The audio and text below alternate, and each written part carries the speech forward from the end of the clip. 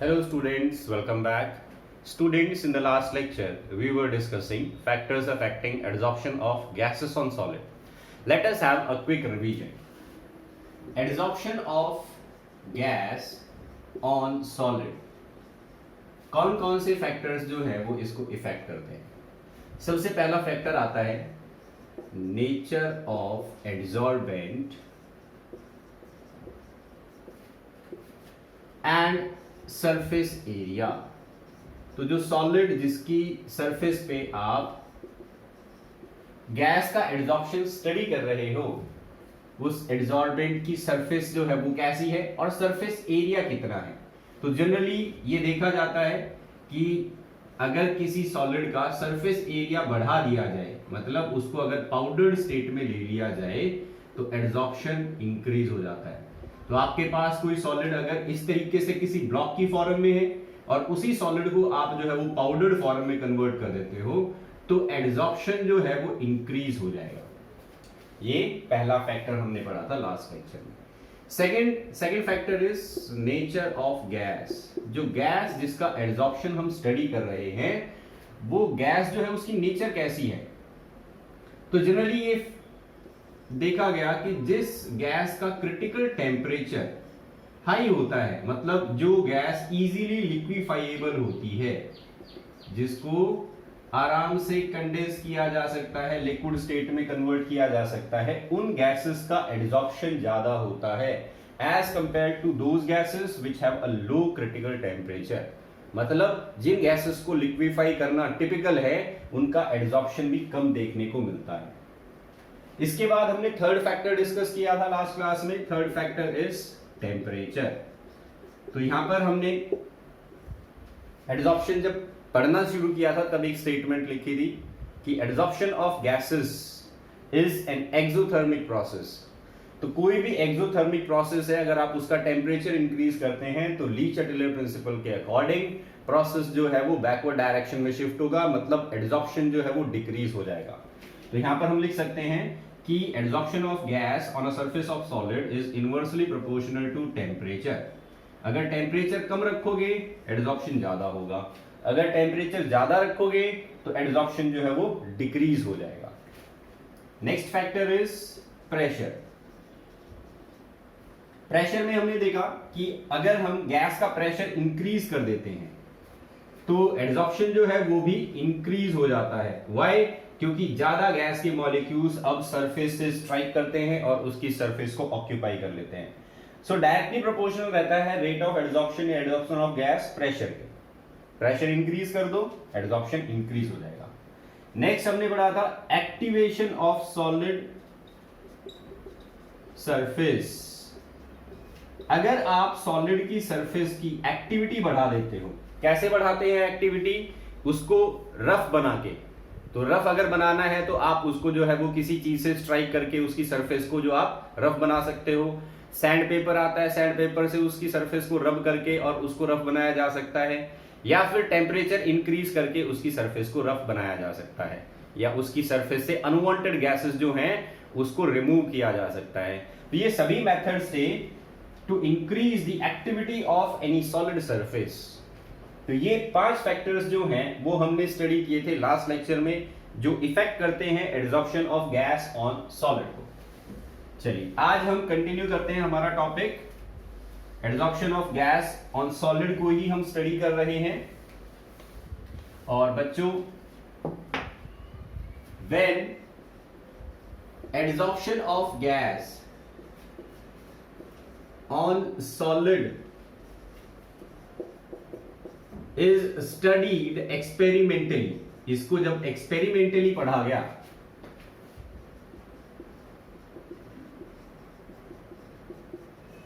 then it is found that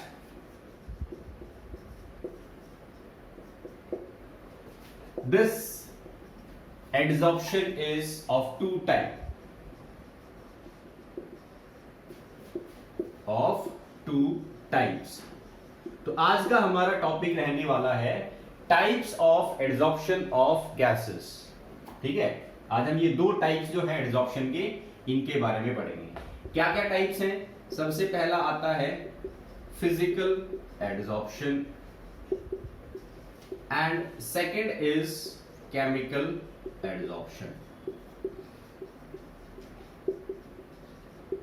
So these are the two types of adsorption of gases on solid. और ये दो types जब हमने experimentally study किया इस प्रोसेस को तब हमें पता चलते हैं। तो सबसे पहले फिजिकल एडसॉर्प्शन जो है इससे हम स्टार्ट करते हैं। Physical adsorption of gases on solid. So this is the first type that we are going to study today.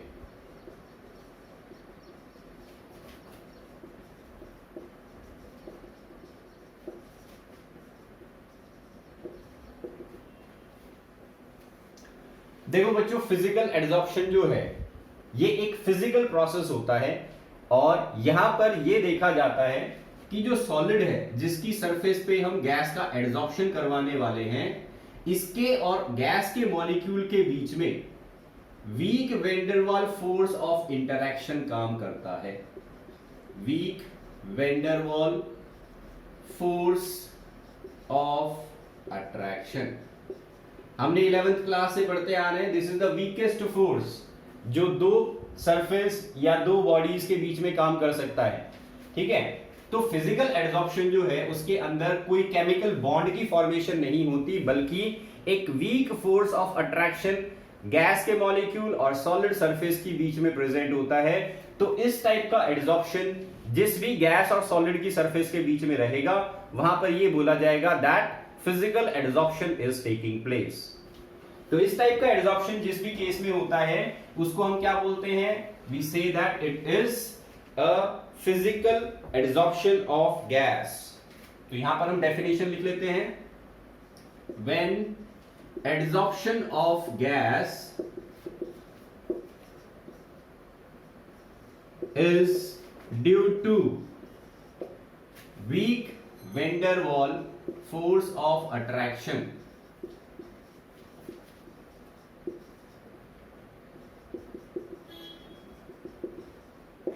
between gas molecules and solid adsorbent, then it is called physical adsorption. तो इसको हम क्या बोलते हैं? Physical adsorption जो है वो बोलते हैं। अब ये फिजिकल एडसॉर्प्शन जो है इसकी कुछ और कैरेक्टरिस्टिक्स हैं जिससे आप आइडेंटिफाई कर सकते हो कि गैस का फिजिकल एडसॉर्प्शन हो रहा है या केमिकल एडसॉर्प्शन हो रहा है। There are some more properties which can be used to identify that a physical adsorption is taking place between the gas and solid surface और chemical adsorption is taking place। तो अब हम ये characteristics, ये जो properties हैं इनको एक बार स्टडी कर लेते हैं यहां पर।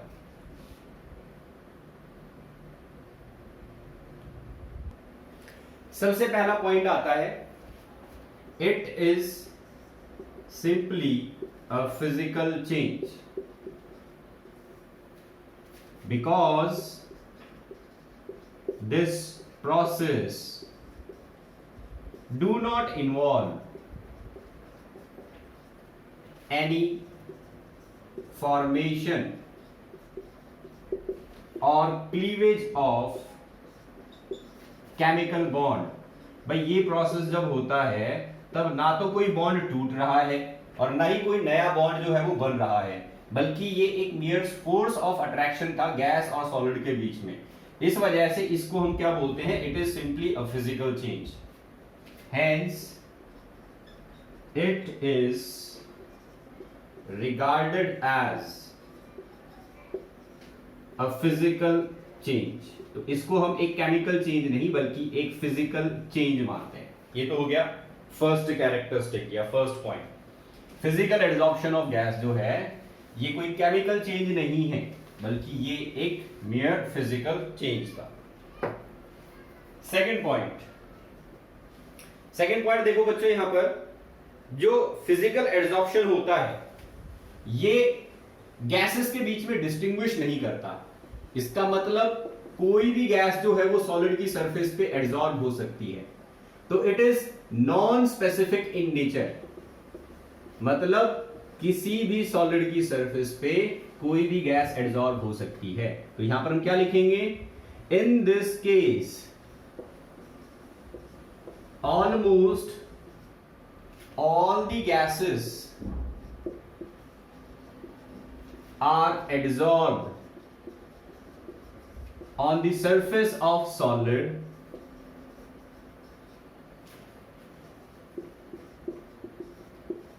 to different extent, hence it is not specific in nature, nature में ये स्पेसिफिक नहीं है, कोई भी गैस जो है वो एड्सॉर्ब हो जाती है। तो यहां पर हमें ये पता चल जाता है जितनी भी गैसेस हम ले रहे हैं जिनका एड्सॉर्प्शन हम स्टडी कर रहे थे, सभी गैसेस जो है वो एड्सॉर्ब हो गई, मतलब फिजिकल एड्सॉर्प्शन वहां पर हो रहा है, कोई स्पेसिफिक गैस जो है वो एज सच एड्सॉर्ब नहीं होती है। इसके बाद में आ जाते हैं थर्ड पॉइंट पे, it is reversible in nature, मतलब गैस सॉलिड की सरफेस पे एड्सॉर्ब हुई, ये प्रोसेस एक्सोथर्मिक था। अगर इस प्रोसेस का टेम्परेचर इंक्रीज करते हो तो प्रोसेस बैकवर्ड डायरेक्शन में आ जाएगा। बैकवर्ड डायरेक्शन में आने का मतलब एड्सॉर्प्शन डिक्रीज। अगर टेम्परेचर को डिक्रीज करते हो तो प्रोसेस फॉरवर्ड डायरेक्शन में चला जाएगा, मतलब एड्सॉर्प्शन इंक्रीज। अगर प्रेशर को इंक्रीज करते हैं तो प्रोसेस फॉरवर्ड डायरेक्शन में चला जाएगा, मतलब एड्सॉर्प्शन इंक्रीज। और अगर प्रेशर जो है गैस का उसको कम कर देते हैं तो प्रोसेस बैकवर्ड डायरेक्शन में आ जाता है, मतलब एड्सॉर्प्शन डिक्रीज। ऐसा तभी पॉसिबल है जब एक इक्विलिब्रियम जो है वो अटेन हुआ हो इस फिजिकल चेंज में। तो ये चीज क्या प्रूव करती है, ये हमें ये बता रही है कि यहां पर एक फिजिकल चेंज जो था वो हो रहा था इस प्रोसेस के अंदर। केमिकल चेंज जो होते हैं, एक बार कोई बॉन्ड जो है वो टूट गया तो उसको आप दोबारा से वापस नहीं बनवा सकते, ठीक है। लेकिन एक फिजिकल प्रोसेस जो है उसको आप किसी भी मोमेंट रिवर्सिबल डायरेक्शन के अंदर कैरी करवा सकते हो। तो यहां पर हम क्या लिखेंगे, यहां पर हमें लिखना पड़ेगा कि physical adsorption is a reversible process, physical adsorption is a reversible process as, पहले तो ये प्रोसेस इस तरीके से लिख लो, gas plus a solid, it undergoes adsorption plus heat is released. So according to Le Chatelier principle, if temperature is increased, then process shift in backward direction and vice versa। vice versa का मतलब temperature कम करोगे तो process forward direction में चला जाएगा। एक और statement, if pressure is increased, if pressure is increased, then process shift in forward direction and vice versa। ठीक है, तो ये दोनों ही पॉइंट्स इस बात को सपोर्ट करते हैं कि फिजिकल एड्सॉर्प्शन जो है वो किसी भी स्टेज पर रिवर्स किया जा सकता है, मतलब दिस इज फिजिकल एड्सॉर्प्शन। चलिए अब चलते हैं नेक्स्ट पॉइंट पे, fourth point. Fourth point is enthalpy of adsorption. Enthalpy of adsorption क्या होता है, तो लास्ट क्लास में आपको बताया था, जब भी कोई गैस उसका 1 मोल अगर किसी सॉलिड की सरफेस पे एड्सॉर्ब होता है तब जो हीट प्रोड्यूस होती है that is called enthalpy of adsorption. तो क्योंकि गैस और सॉलिड के बीच में कोई केमिकल बॉन्ड की फॉर्मेशन नहीं हो रही बल्कि वैन डर वाल फोर्सेस जो है वो एग्जिस्ट कर रहे हैं, और वैन डर वाल फोर्स कैसा माना जाता है, एक वीक फोर्स ऑफ अट्रैक्शन होता है, इस वजह से एंथैल्पी ऑफ एड्सॉर्प्शन क्या रहने वाली है, लो। तो यहां पर हम कहते हैं कि in physical adsorption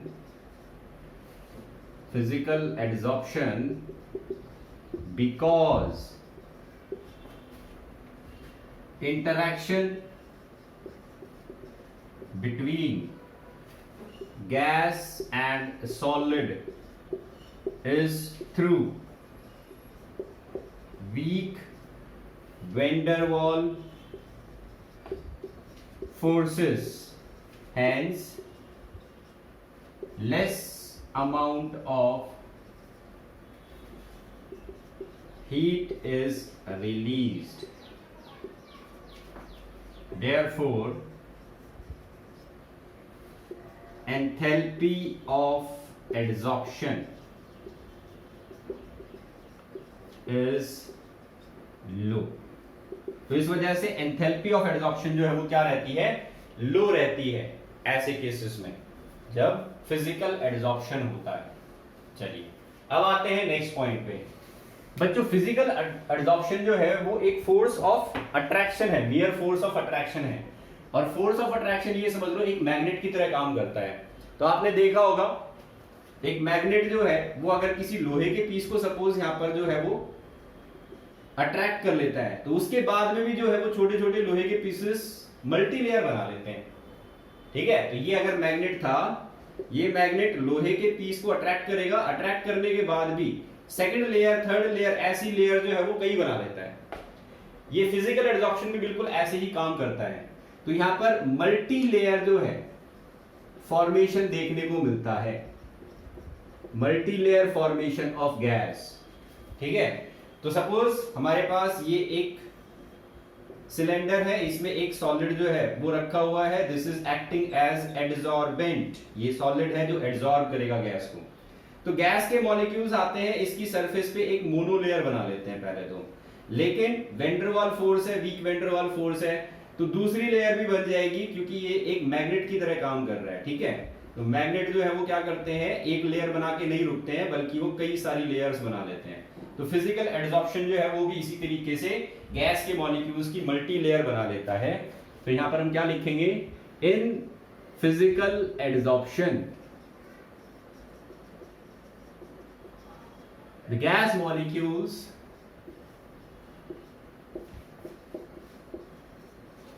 pile one over the other and forms multi-layer। तो भाई कोई बॉन्ड तो बन नहीं रहा है, सिर्फ अट्रैक्शन ही तो है, तो अट्रैक्शन है तो मल्टी लेयर जो है वो बना लेते हैं। As a result physical adsorption जो है उसके अंदर में मल्टी लेयर फॉर्मेशन देखने को मिलता है। तो ये हो जाता है हमारा नेक्स्ट पॉइंट। इसके बाद में आ जाते हैं हम नेचर ऑफ एड्सॉर्बेट पे। ये पॉइंट कल भी डिस्कस किया था। वो गैसेस ज्यादा एड्सॉर्ब होती हैं फिजिकल एड्सॉर्प्शन में जिनका क्रिटिकल टेम्परेचर जो है वो क्या रहेगा, हाई रहेगा। तो nature of adsorbent,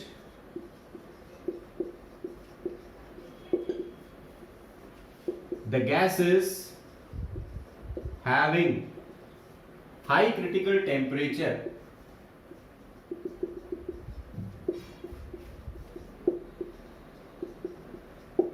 have large surface area और इसी वजह से the gases having high critical temperature are adsorbed easily as compared to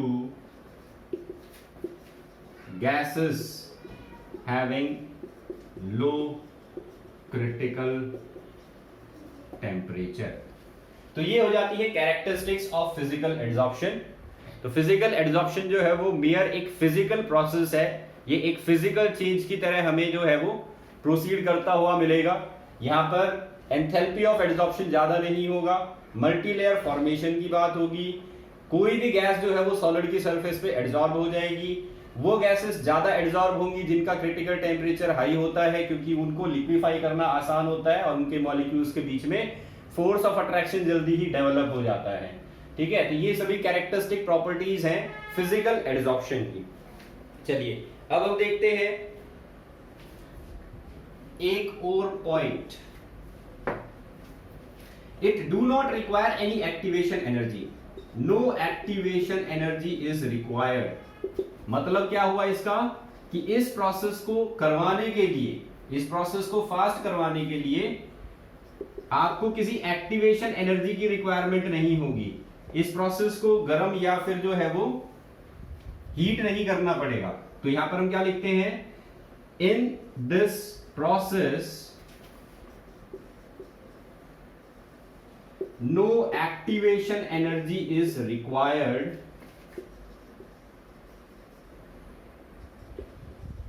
and it is spontaneous। spontaneous का मतलब अपने आप शुरू हो जाता है, at all temperature। तो इस प्रोसेस को शुरू करवाने के लिए हमें कोई एक्टिवेशन एनर्जी सप्लाई करने की जरूरत नहीं है और ये प्रोसेस जो है वो सभी टेम्परेचर पर स्पॉन्टेनियस रहता है। तो ये हो जाती है बच्चों कैरेक्टरिस्टिक्स ऑफ फिजिकल एडजॉर्प्शन। चलिए अब हम चलते हैं सेकंड टाइप पे। सेकंड टाइप जो है वो है केमिकल एडजॉर्प्शन। केमिकल एडजॉर्प्शन, तो फिजिकल एडजॉर्प्शन में तो ऐसा कोई स्पेसिफिक एग्जांपल नहीं आता, क्योंकि सभी गैसेस जो है वो सभी सॉलिड की सरफेस पे एडजॉर्ब हो जाती हैं किसी न किसी एक्सटेंट में। लेकिन केमिकल एडजॉर्प्शन का एक एग्जांपल जो है वो मैं आपको समझा देता हूं। ये एडजॉर्प्शन आप 10th क्लास के अंदर भी पढ़ चुके हो। हाइड्रोजनेशन रिएक्शन जो हम पढ़ते थे वेजिटेबल ऑयल की, उस रिएक्शन को समझा रहा हूं। निकल की सरफेस थी, हाइड्रोजन गैस जो होती है वो निकल की सरफेस पे ज्यादा एडजॉर्ब होती है, क्योंकि ये स्पेसिफिक एडजॉर्प्शन शो करता है। निकल की एफिनिटी हाइड्रोजन के लिए बहुत ज्यादा होती है। तो हाइड्रोजन का मॉलिक्यूल धीरे धीरे इसके पास आता है, पास आएगा तो यहां पर बॉन्ड फॉर्मेशन स्टार्ट होगी और धीरे धीरे ये बॉन्ड जो है ये वीक होता जाएगा। फिर अल्टीमेटली क्या होगा, एक ऐसी स्टेज आ जाएगी जब ये बॉन्ड जो है वो ब्रेक हो जाएगा और सिर्फ निकल के साथ इनका बॉन्ड बना रहेगा। तो यहां पर देखो एक बॉन्ड था जो पहले हाइड्रोजन हाइड्रोजन एटम के बीच में था, लेकिन निकल की सरफेस पे अटैच होने के बाद में ये बॉन्ड ब्रेक हो गया। तो यहां पर क्या देखने को मिल रहा है, हमें एक बॉन्ड की ब्रेकिंग देखने को मिल रही है। मतलब ये एक केमिकल एडजॉर्प्शन का एग्जांपल है। फिजिकल एडजॉर्प्शन में ऐसा कुछ नहीं होता। फिजिकल एडजॉर्प्शन में आयरन भी हाइड्रोजन गैस जो है वो एब्जॉर्ब कर लेता है, लेकिन यहाँ पर weak van der Waals force of attraction जो है वो काम करता है मॉलिक्यूल के बीच में और सॉलिड की सरफेस के बीच में। ठीक है, ये ऑक्सीजन गैस जो है उसको भी एब्जॉर्ब कर लेगा weak van der Waals force of attraction के थ्रू। ये नाइट्रोजन गैस को भी एब्जॉर्ब कर लेगा weak van der Waals force of attraction के थ्रू। ये यहाँ पर फ्लोरीन गैस जो है उसको भी एब्जॉर्ब कर लेगा weak van der Waals force of attraction के थ्रू। तो ये कोई स्पेसिफिक एब्जॉर्प्शन जो है वो शो नहीं कर रहा इनमें से किसी के साथ। लेकिन यहाँ पर हम देख रहे हैं कि निकल की एफिनिटी हाइड्रोजन के लिए कुछ ज्यादा ही है, इसी वजह से वो हाइड्रोजन को इजीली एब्जॉर्ब कर लेता है और सिर्फ एब्जॉर्ब नहीं करता, उसका बॉन्ड भी ब्रेक कर देता है। तो यहाँ ऐसा कोई केमिकल चेंज नहीं हो रहा, इस वजह से ये क्या कहलाएगा, this is a physical absorption. लेकिन यहाँ पर हमने क्या देखा, बॉन्ड ब्रेकिंग हो जाती है। बॉन्ड ब्रेकिंग हो गई मतलब केमिकल चेंज आ गया, तो इसको बोलेंगे केमिकल एब्जॉर्प्शन। तो चलिए अब हम पढ़ते हैं केमिकल एब्जॉर्प्शन को। केमिकल एब्जॉर्प्शन तभी पॉसिबल है जब कोई पर्टिकुलर सॉलिड जो है उसकी सरफेस पे किसी पर्टिकुलर गैस का एब्जॉर्प्शन जो है वो स्टडी किया जाए। कोई भी सॉलिड किसी भी गैस का बॉन्ड नहीं तोड़ सकता। ठीक है, तो यहां पर जनरल स्टेटमेंट नहीं आ सकती कि कोई भी गैस जो है वो किसी भी सॉलिड की सरफेस पे एब्जॉर्ब हो जाएगी। This thing is not here. तो यहां पर हम क्या लिखेंगे, this is the type of adsorption in which a chemical bond is formed between adsorbate and an adsorbent. The adsorption in which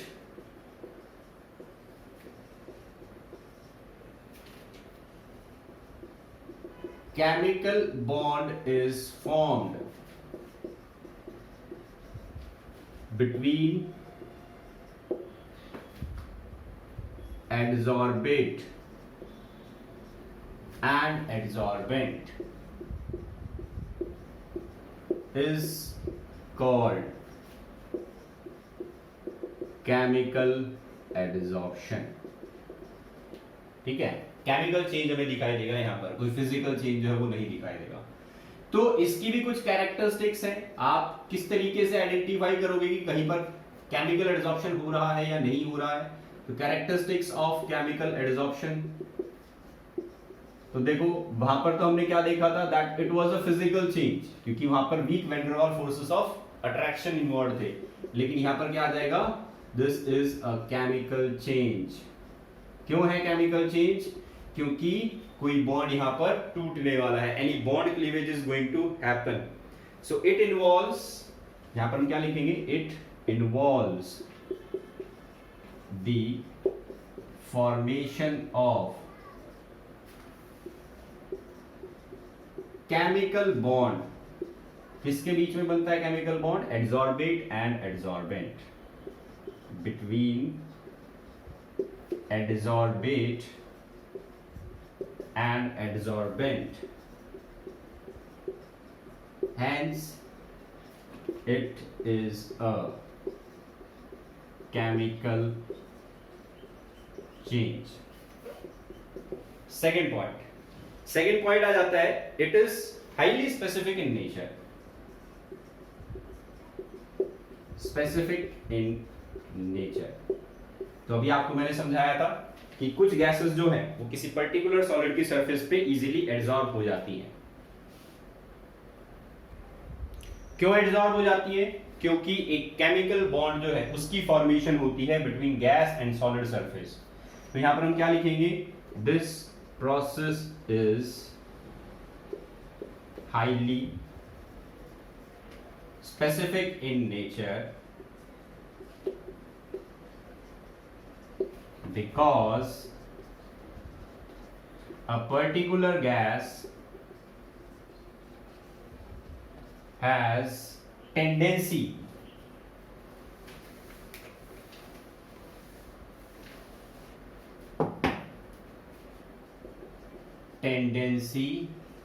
to form chemical bond with a particular solid. तो एक particular gas जो होती है उसकी एक particular solid के साथ bond बनाने की टेंडेंसी ज्यादा होती है। Example, hydrogen gas has high tendency with निकल, प्लैटिनम, पैलेडियम, मतलब ट्रांजिशन मेटल की बात हो रही है। तो ट्रांजिशन मेटल्स जो हैं उनमें भी निकल, प्लैटिनम और पैलेडियम के साथ इस हाइड्रोजन गैस की बॉन्ड बनाने की टेंडेंसी ज्यादा होती है।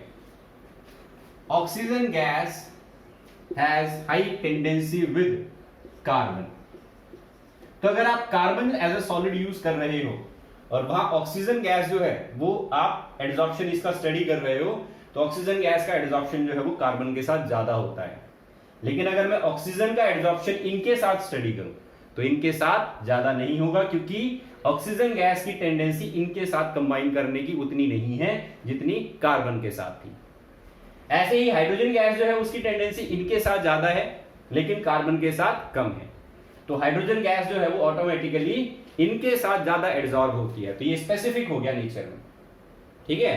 तो जिसका कंपाउंड ज्यादा स्टेबल होगा, हाइड्रोजन का निकल के साथ, प्लैटिनम के साथ, पैलेडियम के साथ जो हाइड्राइड बनता है वो ज्यादा स्टेबल होता है। इस वजह से ये जल्दी एडसॉर्ब हो जाती है और ज्यादा एडसॉर्ब होती है। ऑक्सीजन कार्बन के साथ कंबाइन करके कार्बन ऑक्साइड्स जो है वो बना लेती है, कार्बन मोनोऑक्साइड बना सकती है, डाइऑक्साइड बना सकती है। तो इस वजह से ये इसकी सरफेस पे ज्यादा एडसॉर्ब हो जाती है जल्दी। तो ये हो जाता है हमारा next point, it is highly specific in nature. तो 2 पॉइंट हो गए, केमिकल चेंज। इसके बाद आते हैं थर्ड पॉइंट पे, नेचर ऑफ एडसॉर्बेट। तो नेचर ऑफ एडसॉर्बेट, इसके अंदर यही पॉइंट जो है वो लिखा जाएगा। जो गैस हम ले रहे हैं उसकी बॉन्ड बनाने की टेंडेंसी कैसी है सॉलिड के साथ, वो उस पर डिपेंड करता है कि गैस कितनी एब्जॉर्ब होती है. It depends on the nature of gas whether it will form chemical bond with the adsorbent. ठीक है, तो गैस के ऊपर डिपेंड करेगा कि कितना एड्सॉर्प्शन जो है वो देखने को मिलेगा. नेक्स्ट पॉइंट आ जाता है एंथैल्पी ऑफ एड्सॉर्प्शन. तो एंथैल्पी का मतलब कितनी हीट रिलीज होती है जब एड्सॉर्प्शन होता है. 1 mole of gas is absorb, तब कितनी एंथैल्पी या कितनी हीट रिलीज होगी. तो देखो बच्चों, यहाँ पर क्योंकि एक केमिकल बॉन्ड की फॉर्मेशन हो रही है और केमिकल बॉन्ड जब बनता है तो एनर्जी ज्यादा रिलीज होती है as compare to van der Waals forces. तो इस वजह से यहाँ पर जो हीट रिलीज होगी that will be high as compare to physical adsorption. तो हम यहाँ पर लिख सकते हैं कि भाई in this type of adsorption, since a chemical bond is formed, क्योंकि एक केमिकल बॉन्ड बन रहा है, hence large amount of heat is released, ज्यादा हीट रिलीज होती है इसी वजह से. और ज्यादा हीट रिलीज होगी, large amount of heat is released, hence it has high enthalpy of adsorption. तो इस वजह से यहां पर एंथैल्पी ऑफ एडसॉर्प्शन जो है वो ज्यादा होती है. फिर आ जाते हैं नेक्स्ट पॉइंट पे, fifth point. Fifth point says, क्योंकि यहां पर एक केमिकल बॉन्ड बन रहा है गैस के और सॉलिड के बीच में, तो इस वजह से यहां पर हमें एक मोनोलेयर या यूनिलेयर फॉर्मेशन जो है वो देखने को मिलता है. तो फिजिकल एडसॉर्प्शन की तरह नहीं होता कि भाई मल्टी लेयर बन जाएगी गैस की. ठीक है, गैस के मॉलिक्यूल्स कई लेयर नहीं बना सकते, सिर्फ एक ही लेयर बना सकते हैं. क्यों? क्योंकि सॉलिड के साथ केमिकल बॉन्ड बनाना है, उसी को हम क्या कह रहे हैं, केमिकल एडसॉर्प्शन. तो जब सॉलिड की सरफेस खाली ही नहीं होगी, जब तक जो मॉलिक्यूल पहले से उसकी सरफेस पे प्रेजेंट है वो हटेगा नहीं, तब तक अगला मॉलिक्यूल कैसे बॉन्ड बनाएगा. तो पॉसिबिलिटी ही नहीं है कि दूसरा मॉलिक्यूल जो है वो पीछे से आके और इसके साथ बॉन्ड बना ले जब तक सरफेस खाली ना हो. तो इस वजह से यहाँ पर जो है वो आपको एक मोनो लेयर बनती हुई दिखती है. गैस के मॉलिक्यूल सिर्फ एक सिंगल लेयर जो है वो बनाते हैं केमिकल एडसॉर्प्शन में, क्योंकि केमिकल बॉन्ड बनाना पड़ता है. तो यहां पर हम क्या लिखेंगे, because it involve formation of chemical bond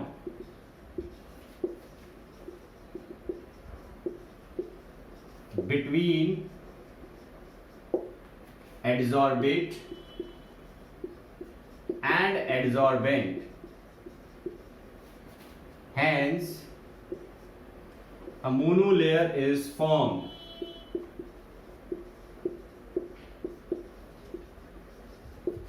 There is no possibility of bond formation till the occupied surface of solid is relieved. तो जब तक ऑक्यूपाइड सरफेस जो है उसको गैस के मॉलिक्यूल्स छोड़कर नहीं जाते, तब तक जो है वो दूसरा मॉलिक्यूल आके इसके साथ केमिकल बॉन्ड नहीं बना सकता. तो इस वजह से यूनिलेयर जो है उसकी फॉर्मेशन देखने को मिलती है केमिकल एडसॉर्प्शन के अंदर. चलिए अब चलते हैं नेक्स्ट पॉइंट पे. Next point is surface area of adsorbent. तो ये पॉइंट जो है वो दोनों के अंदर कॉमन देखने को मिलता है. सरफेस एरिया ज्यादा रखोगे एडसॉर्प्शन ज्यादा होगा, सरफेस एरिया कम रखोगे एडजॉर्प्शन कम रहेगा। तो surface area of adsorbent greater is the surface area of adsorbent, मतलब solid taken in powdered form। Surface area कैसे बढ़ाओगे, पाउडर्ड फॉर्म में कन्वर्ट कर दो सॉलिड को। more is the surface exposed, more is the surface exposed, hence greater is the adsorption, greater is the adsorption। तो जितनी ज्यादा surface मिलेगी उतना ही ज्यादा केमिकल बॉन्ड फॉर्मेशन होगा और उतनी ही गैस ज्यादा एडजॉर्ब होगी केमिकल एडजॉर्प्शन के अंदर। फिर इसके बाद में आ जाता है एक last point, this is about activation energy. Activation energy क्या होती है बच्चों, तो ये हम 11th क्लास के अंदर भी पढ़ चुके हैं। ये हमारे पास रिएक्टेंट की एनर्जी है और ये हमारे पास प्रोडक्ट की एनर्जी है। ये रिएक्टेंट जो है प्रोडक्ट में जब कन्वर्ट होता है तो इसको इस एनर्जी बैरियर को क्रॉस करना पड़ता है, this is the energy barrier. तो ये जो एनर्जी होती है रिएक्टेंट की एनर्जी से और इस एनर्जी बैरियर तक का जो difference, this is called activation energy. तो ये समझ लो यहां पर एक हर्डल रेस हो रही है, ठीक है। रिएक्टेंट जो है वो इस रेस में पार्टिसिपेट कर रहे हैं, हर्डल रेस हो रही है और ये इतनी ऊंची हर्डल है इस रिएक्टेंट के सामने, इसको यहां से यहां जाना है तो इस हर्डल को क्रॉस करना पड़ेगा। तो ये हर्डल जो है ये एनर्जी के टर्म्स में है, दिस इज एनर्जी। इस एक्सिस पे एनर्जी जो है वो वेरी करती है और यहां पर रहता है रिएक्शन कोऑर्डिनेट, रिएक्शन जो है वो कैसे कैसे प्रोसीड होगी। तो जब तक रिएक्टेंट इस बैरियर को क्रॉस नहीं करेगा तब तक प्रोडक्ट में कन्वर्ट नहीं होगा और इस बैरियर को क्रॉस करने के लिए जो एनर्जी चाहिए that is called activation energy. तो क्योंकि केमिकल बॉन्ड की फॉर्मेशन हो रही है तो केमिकल बॉन्ड जो है वो बनेगा गैस के और सॉलिड के बीच में और उसके बाद में जो है वो प्रोडक्ट की फॉर्मेशन होगी। तो जहां भी केमिकल रिएक्शन होती है वहां पर रिएक्शन के अंदर कोई ना कोई एक्टिवेशन एनर्जी जरूर होती है। इस वजह से हमें यहां पर भी एक एक्टिवेशन एनर्जी जो है वो सप्लाई करनी पड़ेगी। तो हम यहां पर क्या लिखेंगे, since the process involve a chemical change, hence activation energy is required।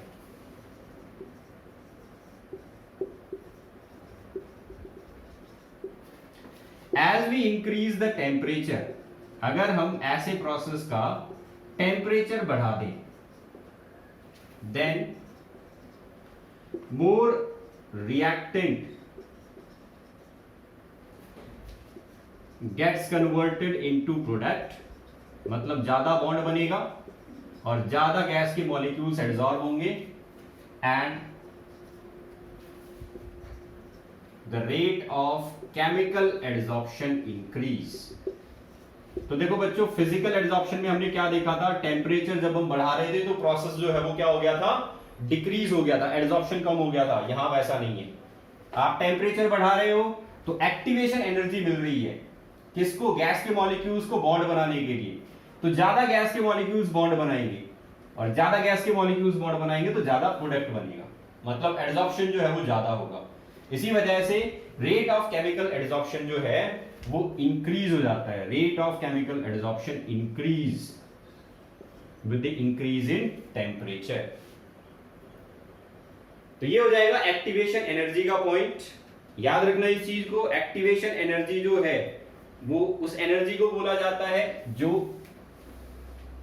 Reaction को करवाने के लिए चाहिए होती है। अगर हम किसी प्रोसेस को जिसमें केमिकल एडसॉर्प्शन हो रहा था उसको अगर हम हीट करना शुरू कर देते हैं तो हम एक तरीके से एक्टिवेशन एनर्जी सप्लाई कर रहे हैं गैस के मॉलिक्यूल्स को।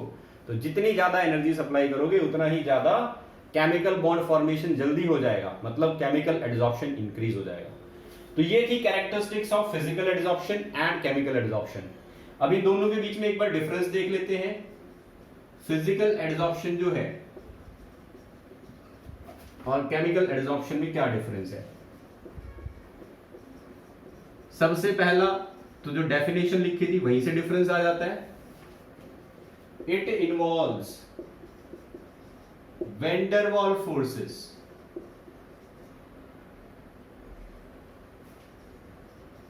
बिटवीन एडसॉर्बेट एंड एडसॉर्बेंट, जबकि यहां पर क्या होता है, it involves formation of chemical bond. यहां पर केमिकल बॉन्ड की फॉर्मेशन होती है between adsorbate and adsorbent. First point. Second point, it is non specific in nature. कोई भी गैस जो है वो कितना भी एडसॉर्ब हो जाती है सॉलिड की सरफेस पे, तो सभी गैसेस जो है उनका डिफरेंट एक्सटेंट रहेगा, ठीक है। ऑलमोस्ट ऑल गैसेस आर एडसॉर्ब्ड, ये मतलब है इसका, लेकिन it is highly specific in nature. ये हाईली स्पेसिफिक होता है नेचर में। इसके बाद यहां पर तो देखा हमने कि भाई enthalpy of adsorption is low. क्यों है लो? क्योंकि एक वीक बॉन्ड ही तो बन रहा है। Enthalpy of adsorption is low. यहां पर क्या था, enthalpy of adsorption is high, तो ज्यादा हीट रिलीज होती है, तो एंथैल्पी ऑफ एडसॉर्प्शन हाई हो गया। नेक्स्ट आ जाता है, यहां पर मल्टी लेयर फॉर्मेशन देखने को मिलती है गैस के मॉलिक्यूल्स की, लेकिन इसके अंदर यूनिलेयर फॉर्मेशन देखने को मिलती है गैस के मॉलिक्यूल्स की। इसके अलावा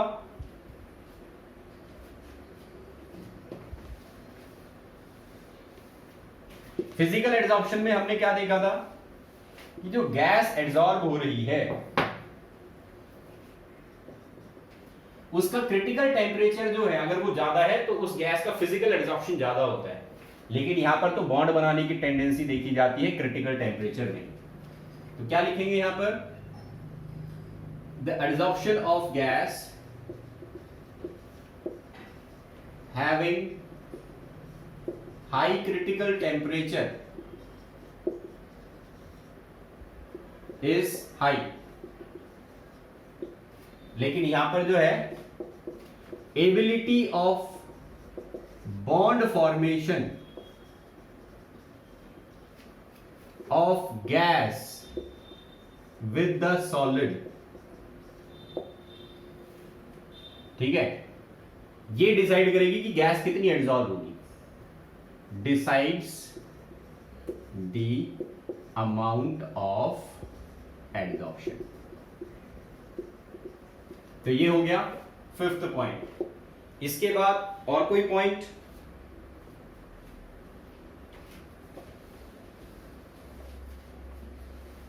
टेम्परेचर का एक पॉइंट लिख देते हैं यहां पर। इट डिक्रीजेस, या फिजिकल एड्सॉर्प्शन जो है वो कम हो जाता है विद द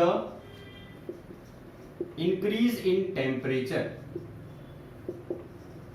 तो टेम्परेचर अगर बढ़ाओगे rate of adsorption, physical adsorption जो है वो कम हो जाएगा, जबकि यहां पर it increases with the increase in temperature, ठीक है। तो यहां पर इनिशियली ये वर्ड ऐड कर लेना, इनिशियली जैसे जैसे टेम्परेचर जो है वो इंक्रीज होता है, rate of adsorption, chemical adsorption increase होता जाता है टेम्परेचर के साथ। तो ये कुछ पॉइंट्स है बच्चों। एक चीज और लिख लो यहां पर, एंथैल्पी ऑफ एड्सॉर्प्शन जो है वो कितनी रहती है यहां पर, तो 20 to 40 kilo joule per mole. ये एंथैल्पी ऑफ एड्सॉर्प्शन की वैल्यू है जो कि काफी कम है। लेकिन अगर हम केमिकल एड्सॉर्प्शन के अंदर एंथैल्पी ऑफ एड्सॉर्प्शन की वैल्यू देखें तो it ranges from 40 to 400 kilo joule per mole. ये एंथैल्पी ऑफ एड्सॉर्प्शन की वैल्यू है। तो ये हो जाता है difference between physical adsorption and chemical adsorption. That's all for today.